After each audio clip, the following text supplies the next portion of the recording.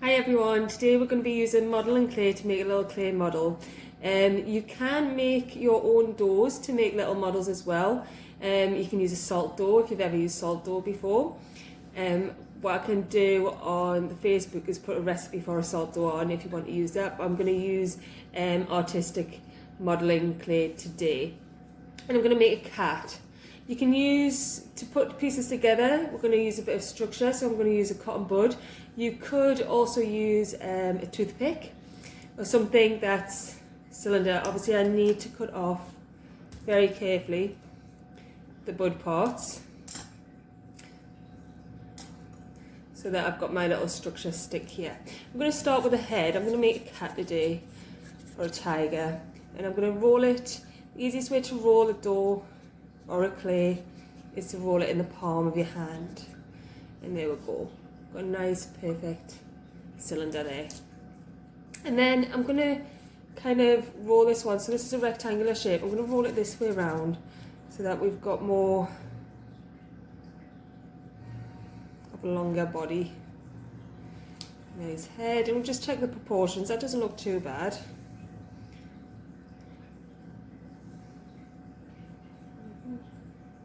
And just take your time as well, modelling.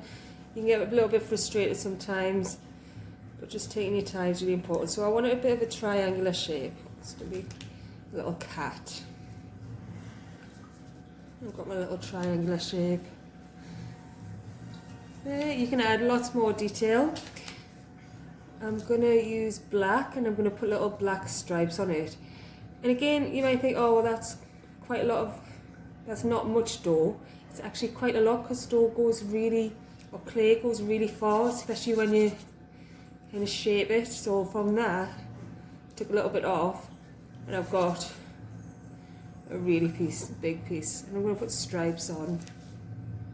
So there's one of my stripes. And here's another. The stripes are going round. I'm going to do one more.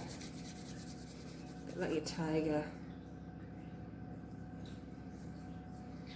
More stripe going around. Actually, I'm going to do another one in between there. This smaller one. And they don't have to be even. Yeah, quite like that. So we've got a bit of a double in the centre. Maybe put one here as well, a little one here as well. And again, I'm not using a lot of dough. It does make your fingers dirty, so the black's dyeing my fingers now. And there we go. So I've got little stripes going around my cat. I'm going to then move on. Best thing to do is probably wash your hands in between so that you're not getting muck onto your clay. I'm going to make the cat's ears, so I'm just pinching the edges. And there's my cat's ears, and I just pinched that up, and I'm going to kind of push it in and pull it forward for the cat's face.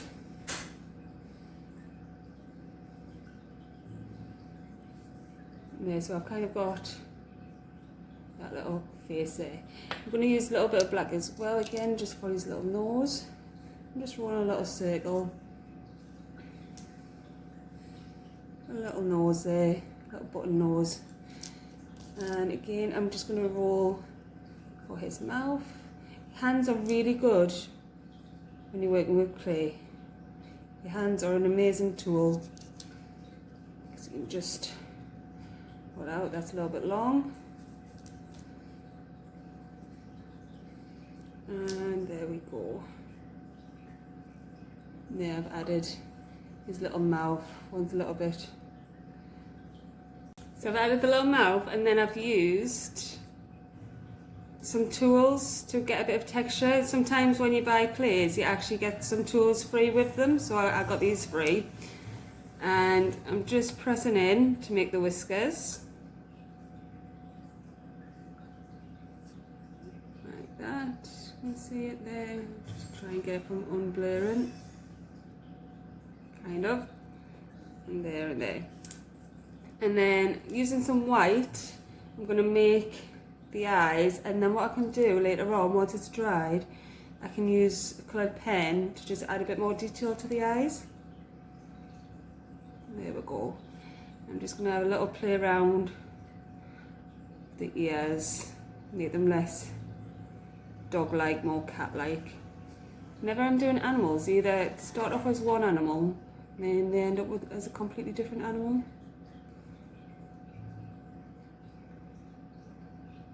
Maybe it's going a little bit weird. Again, I'm just pinching there. And then I'm going to take my body and my bit of scaffolding. So I've got my cotton bud, or use a toothpick. I'm just going to put that in. So it's a bit like when cake makers are putting in their cake stands. And then I'm going to put the head on top. And try not to squeeze the head when you're doing it, so that you have a misshapen head. And then there's my little characterised heads a little bit. And there we go. You could add a tail as well on the back, but I'm going to just leave him like that. I've got the little scaffolding sticking through the bottom, so I'll just press that down so that I'll go back up, and there's my little cat character. So I'm going to bake him now, and then once he's baked, I'm going to add the detail of the eyes, and I'll show you. So it'll be in 2 seconds. You're going to see it baked. Our bacon, get a tray, put some foil on, and then place your model on. And obviously get an adult to help you when you're doing this, because you don't want to burn yourself on the oven. You only have it on a low heat, and it'll take around about 20 minutes at the most, but mine's going to take seconds because I'm going to pause and you'll see it next. Just another thing, while your work is baking, which mine is now, get some cling film. And if you've got any spare dough or spare clay, just roll it up so it's nice and compact, and then put it in the cling film so that it doesn't dry out.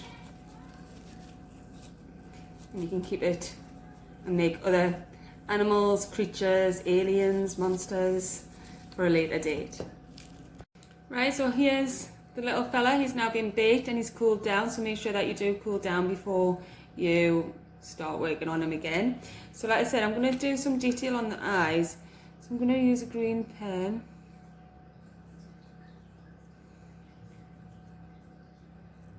Just to do a little green circle on the eye. That. And then I'm going to use a fine liner. Nice thin one. And just carefully draw a straight line. And now he's more cat-like.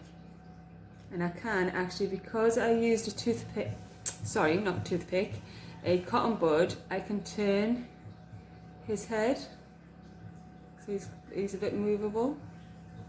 I can have him looking that way, straight ahead.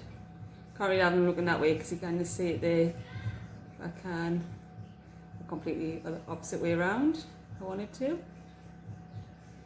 So I can move that, and there he is there. I can also, because you can see the whiskers, but they're very faint, I'm just going to draw them on where the grooves are with the fine liner. Just add that bit more little cute detail there. Now, I was talking about salt dough before. Salt dough is really good and you can make it at home. Like I said, I'll put a salt dough recipe on my Facebook page. These are little figures, little creatures that we've made with salt dough. My two sons have made with salt dough. We also did lockdown handprints as well, the salt dough. And this was when the first lockdown was, so it's still solid. And this one here, again, is still solid, and that's from the first lockdown in last year.